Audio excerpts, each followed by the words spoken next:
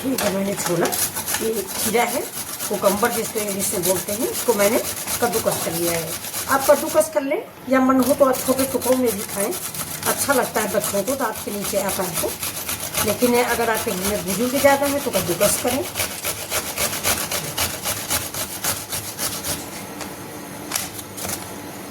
इसका छिकला मजबूत है तो ये इतना छिकला निकलते हैं।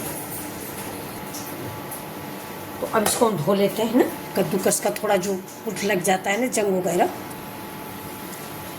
ये देखिए दही है मेरा, घर का दही है, फ्रेश जमा हुआ। रायता अगर आप ज़्यादा बना रहे हैं, फैमिली आपकी बड़ी है तो बड़े बर्तन में बनाएं। मेरी फैमिली छोटी है तो मैं थोड़ा ही, अब इसको मैं फेंट लूँगी। मतलब दही को बिल्कुल मिक्स कर देना है बहुत अच्छा सा। दही में अगर आप रायते में इसमें चीनी खाना पसंद करते हैं तो इसी स्टेज पे थोड़ा चीनी डाल दें। मेरे यहाँ रायते में कोई चीनी नहीं खाता तो मैंने नहीं डाला हुआ। अब ये देखिए जो मैंने ये कोकम्बर कद्दूकस किया है, अब इसको हम निचोड़ेंगे।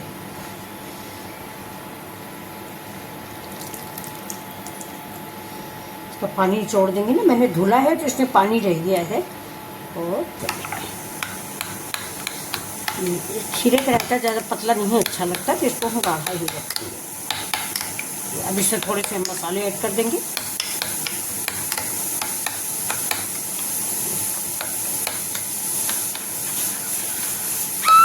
इसको बनाने के बाद थोड़ा सा काला नमक, थोड़ा सा ये पिंक सॉल्ट। नमक आप अपने टेस्ट के अकॉर्डिंग डालें।